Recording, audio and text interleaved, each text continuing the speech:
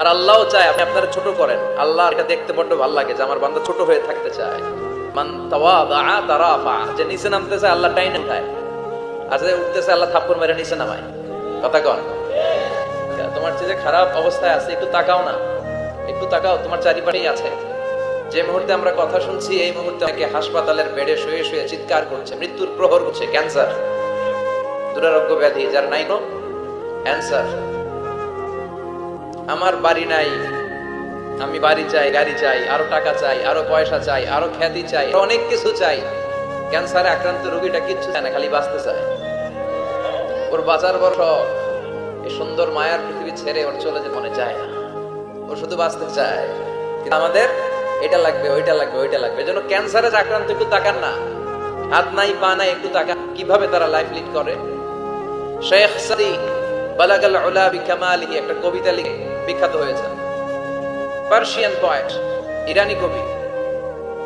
ওনার আর্থিক দৈন্যতা যাচ্ছিল কিছুদিন ধরে, ওনার আর্থিক সমস্যা, টাকা পয়সা নাই, ফলে ওনার জুতা ছিঁড়ে গিয়ে পায়ে জুতা নাই, খালি পায়ে হাঁটে। আর মনে বড় আফসোস, মনে বড় দুঃখ, আমি এত বড় কবি, আমার পায়ে জুতা নাই, আমার পায়ে কি নাই। তো একবার ঘর থেকে বের হয়ে একটা লোক ভিক্ষা করে খাচ্ছে, ওর দুইটা পাই নাই। শেখ সাদির কি নাই? ভিক্ষুকের কি নাই? ভিক্ষুকের দশা দেখে সেজদায় পড়ে গিয়েছে, সেজদায় লুটিয়ে পড়ে আল্লাহর বলে, আল্লাহ শুকুর, আলহামদুলিল্লাহ, বেশ ভালো আছি। এজন্য উনজুর ইলা মান হুয়া আসফালা মিনকা, তোমার যে খারাপ অবস্থানে আছে তার দিকে তাকাও। ঋণের বোঝা কাঁধে এত বেশি, প্রতিদিন বাড়িওয়ালা এসে তাড়া করে, ভাড়া দিতে পারে না, এরকম লোক আছে না? নাই? গ্যাসের বিল দিতে পারে না, বিদ্যুতের বিল দিতে পারে না, স্ত্রীকে একটা শাড়ি কিনে দিতে পারে না, বাচ্চাদের 3 মাসের 4 মাসের বেতন ভাড়া জমা হয়ে আছে, দিতে পারে না। কত সুখে আছি আমরা, কত শান্তিতে আছি আমরা, শুকুর গুজার হতে চাই না, শুধু অভিযোগ আর অভিযোগ। আল্লাহ বলে অভিযোগ বাদ দিয়ে দাও।